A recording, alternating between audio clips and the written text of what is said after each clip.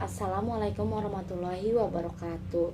Saya Sastri Dwi Amartia dari Pendidikan Ekonomi kelas B semester 7 Universitas Pancasakti Kampus D ingin membuat resume mengenai materi mata kuliah simulasi bisnis dosen pengampu Ibu Eti Magister Pendidikan untuk memenuhi nilai ujian akhir semester. Yang pertama ada perencanaan sumber daya manusia dalam suatu organisasi. Perencanaan sumber daya manusia merupakan proses peramalan yang bersifat sistematis dengan cara menghubungkan kebutuhan sumber daya manusia suatu perusahaan dengan strategi dan tujuan perusahaan. Tujuan dan perencanaan sumber daya manusia ini adalah untuk memastikan kesesuaian antara tenaga kerja dan pekerjaan, baik dari segi jumlah maupun kualitas yang dibutuhkan. Jadi perencanaan dalam suatu organisasi ini sangat penting dibutuhkan karena pemilihan sumber daya dalam organisasi ini harus tepat sesuai dengan pekerjaannya atau jobnya.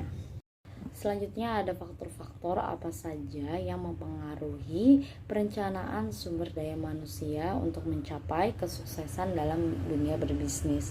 Satu, ada pertumbuhan atau growth, memperhatikan faktor pertumbuhan finansial serta kebutuhan perusahaan adalah faktor yang penting dalam perencanaan sumber daya manusia. Dua, perubahan atau change, mengikuti perubahan yang ada seperti peraturan dalam dunia berbisnis itu pasti akan mengalami perubahan. Yang ketiga, teknologi atau teknologi, memanfaatkan teknologi yang sudah tersedia. Jadi seiring berkembangnya teknologi, kita harus mengikuti perkembangan zaman tersebut. Selanjutnya yaitu materi kolaborasi. Kolaborasi adalah suatu proses partisipasi beberapa orang atau kelompok organisasi untuk bekerja sama mencapai hasil tertentu. Kolaborasi bisnis merupakan salah satu cara terbaik untuk setiap jenis bisnis dengan apapun produk bisnis yang dimiliki dapat menjalin sebuah kolaborasi yang menguntungkan. Dengan kata lain, kolaborasi bisnis di sini adalah kerjasama dalam dunia berbisnis untuk menghasilkan keuntungan yang lebih banyak lagi. Ada 4 jenis kolaborasi bisnis. 1. SEO marketing dan SEO branding. Jenis kolaborasi ini seringkali menjadi reputasi dan kekuatan pada sebuah merek yang berpengaruh pada tingkat pemasaran. Selain itu, juga dapat memperluas pasar dan inovasi baru serta memancing rasa ingin tahu konsumen. Jadi, SEO marketing dan SEO branding ini contohnya adalah Rans atau brand milik Raffi Ahmad yang berkolaborasi dengan Garuda pesawat Garuda. Yang kedua ada SEO producing. Biasanya pada jenis ini perusahaan harus saling melengkapi. Satu perusahaan memiliki ide kreatif dan satu perusahaan lain harus memiliki sumber daya produksi, sehingga adanya kolaborasi ini akan mengeraup pasar yang sangat luas. Selanjutnya ada SEO distributing. Perusahaan startup yang tidak memiliki banyak jalur distribusi dapat berkolaborasi atau bekerja sama dengan perusahaan kecil dari berbagai daerah. 4. SEO funding. Jenis kolaborasi ini berfungsi sebagai penggabungan saham atau penyediaan modal bagi perusahaan yang baru berdiri atau berkembang. Selanjutnya ada SEO distributing. Perusahaan startup yang tidak memiliki banyak jalur distribusi dapat berkolaborasi atau bekerja sama dengan perusahaan kecil dari berbagai daerah. 4. SEO funding. Jenis kolaborasi ini berfungsi sebagai penggabungan saham atau penyediaan modal bagi perusahaan yang baru berdiri atau berkembang. Pentingnya kolaborasi bisnis bagi perusahaan. 1. Memperluas jaringan melalui kolaborasi bisnis. 2. Kolaborasi bisnis dapat memberikan perubahan yang positif. 3. Kolaborasi bisnis sebagai penyelesaian masalah. 4. Kolaborasi bisnis dapat memberikan inspirasi.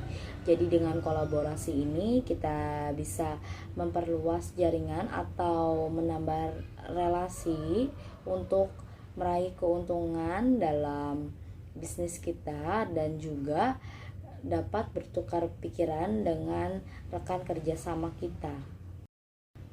Strategi dalam kewirausahaan. Kewirausahaan strategis adalah aktivitas pencarian atau penciptaan peluang usaha dan pencarian atau penciptaan keunggulan usaha yang membangun keunggulan daya saing.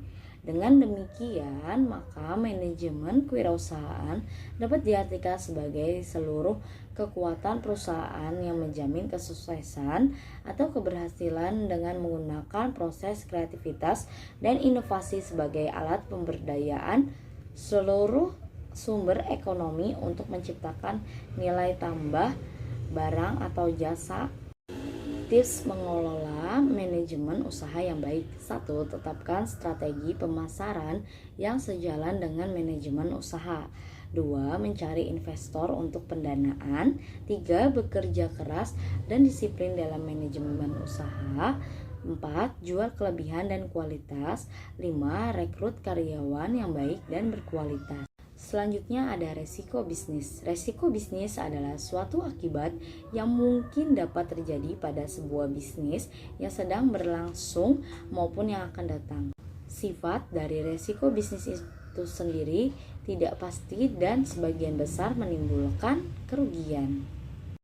Tujuan manajemen resiko bisnis. 1. Mencapai tujuan.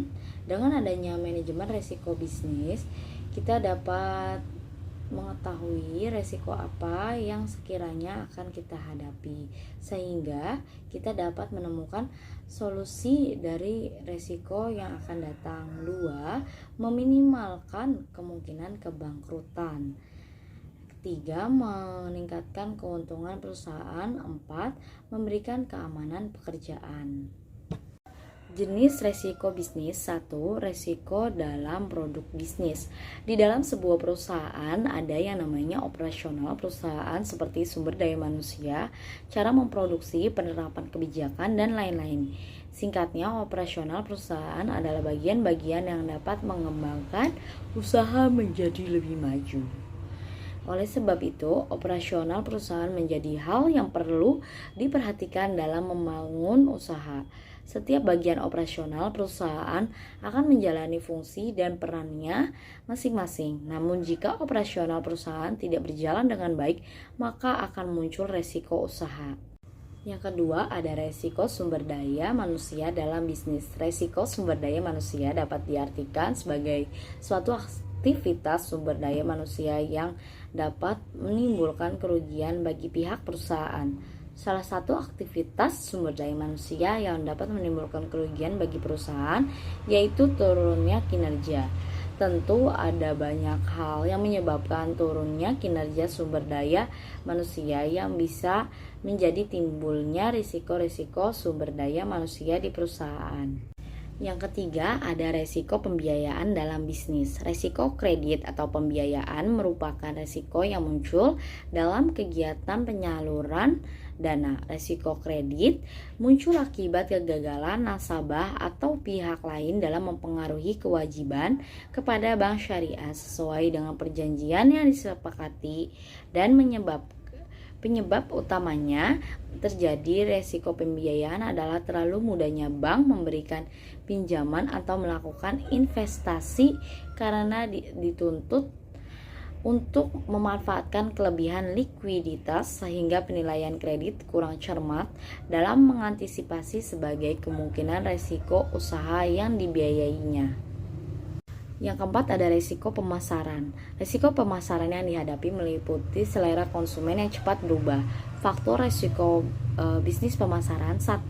Kurang memahami selera dan perilaku pasar. 2. Strategi pemasaran yang diterapkan tidak tepat dan tidak sesuai dengan anggaran pemasaran perusahaan atau produk atau jasa perusahaan.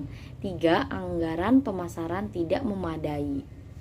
Lalu jenis risiko dalam bisnis yang terakhir adalah risiko sistem informasi. Terdapat beberapa risiko yang mungkin ditimbulkan sebagai akibat dari gagalnya pengembangan suatu sistem informasi. Antara lain adalah 1. Sistem informasi yang tidak dikembangkan sesuai dengan kebutuhan organisasi dari perusahaan tersebut. 2. Melonjaknya biaya pengembangan sistem informasi karena adanya scope creep atau pengembangan yang berlebihan tanpa kendali. 3. Sistem informasi yang dikembangkan tidak dapat meningkatkan kinerja organisasi.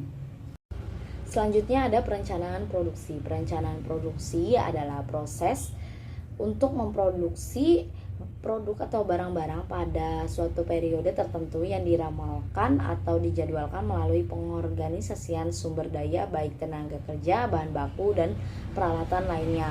Perencanaan produksi ini bisa juga kita artikan sebagai rencana kita dalam membuat barang.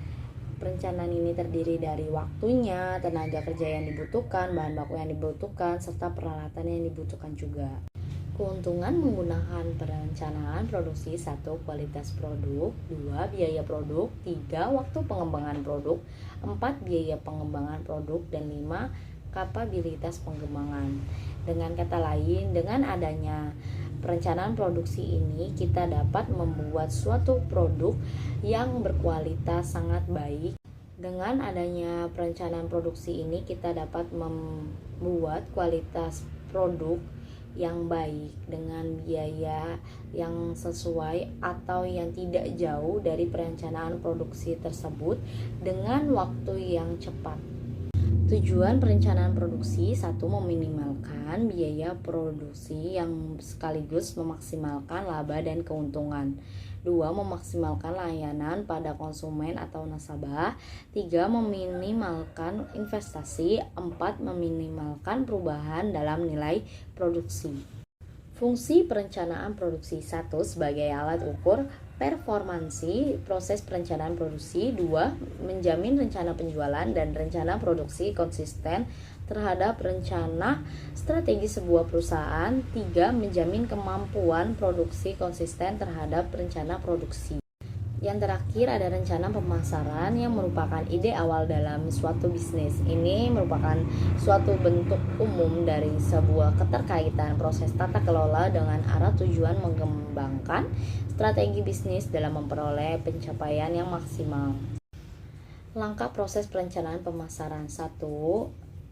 Menetapkan pernyataan misi. 2. Menetapkan sasaran perusahaan. 3. Melakukan audit pemasaran. 4. Melakukan analisis SWOT, strength, weakness, opportunity, dan threat. Membuat asumsi-asumsi. 6. Menetapkan sasaran pemasaran dan strategi. 7. Memperkirakan hasil yang diharapkan. 8. Identifikasi rencana alternatif.